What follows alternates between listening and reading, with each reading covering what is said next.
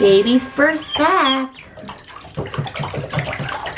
It's warm water and they've got their light on them. And they've got a dry end if they need to get dried off. But they are having too much fun in the water. They love it. It's cool how they poke their little beaks underwater and blow bubbles out their nostrils. It's really cool. They're bathing. Maybe this will help them get their oil glands going for being able to be waterproof in the water. They are so funny. They're loving it. Did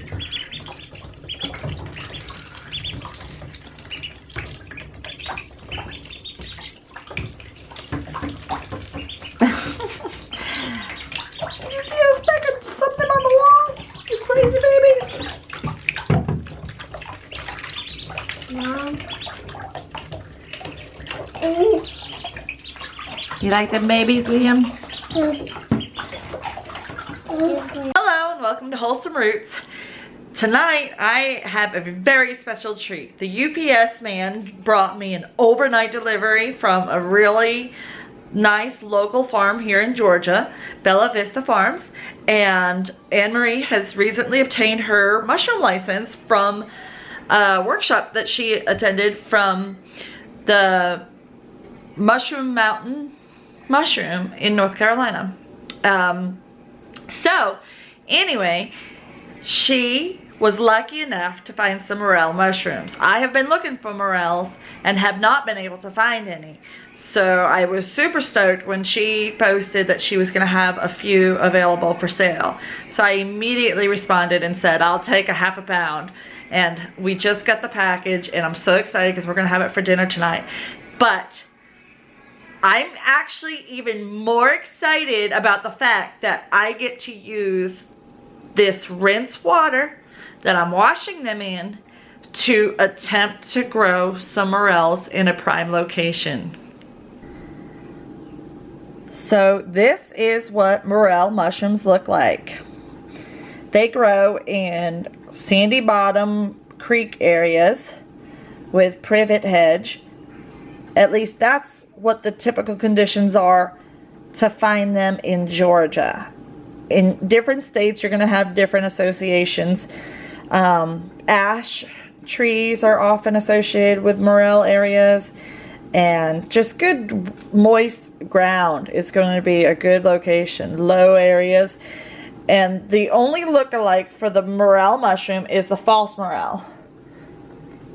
One way to tell the difference between the two is when you cut morel mushrooms down the center, which you should always do when you're going to prepare them, is completely hollow. The whole entire center is hollow. On the false morel, they're going to be closed up on the inside. It'll be hollow on the bottom sometimes, but it'll be closed up inside of here and solid. And they have just a slightly different look on the outside. A trained eye could probably see it because I've been looking at mushrooms for a long time, and whether it's in pictures or in person, I've learned to tell the difference between some things.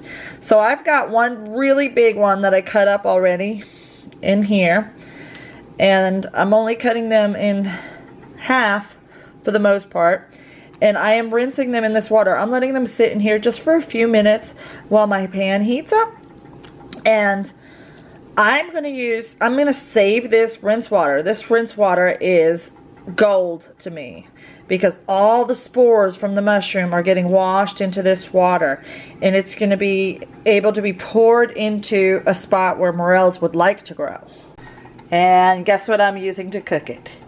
That's right, my handy cast iron. So we are definitely going to let this get good and hot. And I've got it set to medium now. I'm going to add a little bit of oil and I'm going to put the mushrooms in and I'm going to brown them. And then once they're brown, I'm going to add a little bit of diced garlic and some butter. A good amount of butter. So I took my mushrooms out of the water and I'm gently rolling them around in some dry paper towels to get most of the water out. so that it doesn't splash in my pan too much. And I'm also going to save these paper towels, and I'm going to use the paper towel in the area that I want mushrooms to grow, because there will be spores on them as well. Some olive oil.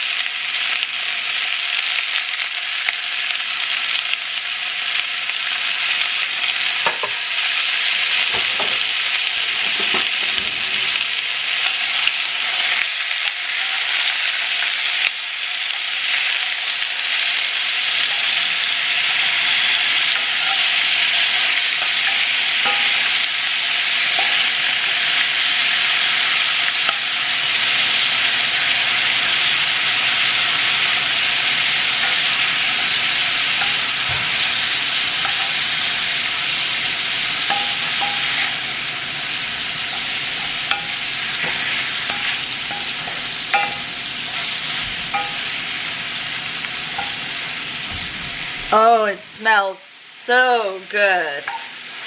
I can smell that wonderful mushroom aroma. It is important that when you have wild mushrooms that you do cook them and not eat them raw. There's some bacteria that do live in the wild mushrooms that can cause an upset stomach.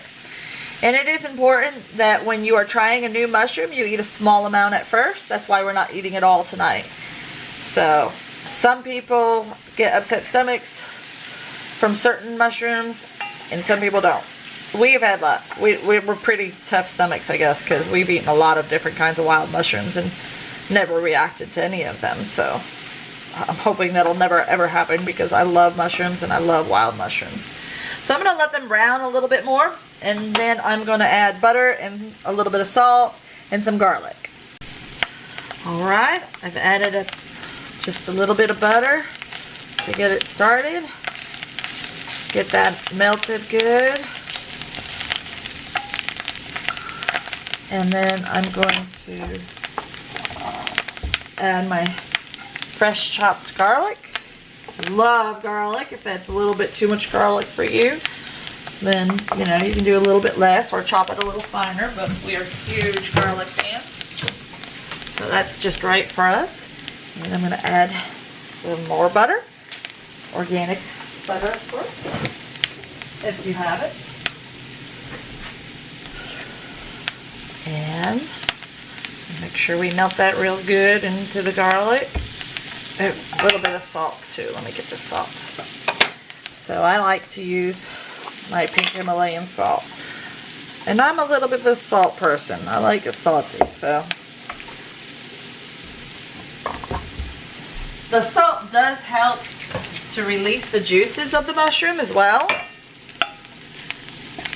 So it's a good idea to add a little if you want to.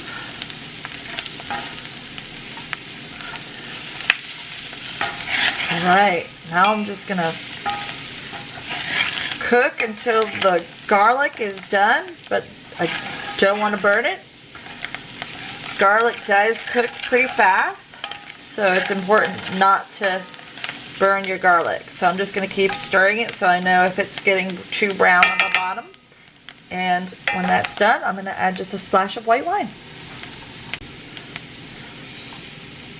Alright, once the garlic is good and ready, I'm going to add some white wine. And I'm using this white wine to deglaze my pan. That white wine gets anything that's clung to the bottom of the pan while I'm cooking, all that good mushroom flavor, back up into the mushroom and into a nice creamy mushroom sauce. Not really creamy, but I mean, I guess it's more of a umami than it is a creamy. And look at that. That is going to be so delicious. This is just a little sampling that we are going to enjoy with our dinner tonight. It's a very, very high-end delicacy, so you don't need a lot. And Vivian's not here tonight for dinner. She's going to spend the night at her friend's house. So, otherwise we would have to make twice as many mushrooms because that girl loves some mushrooms. That's it. Alright, that's all for today. I hope you enjoyed that. That's just a little lesson on how to cook some morel mushrooms. And just so you know, if you're out hunting mushrooms, make sure that you use an expert to verify your finds. Always, always get a first-hand eyes on the mushroom in order to know that you've collected the correct mushroom. It is very important.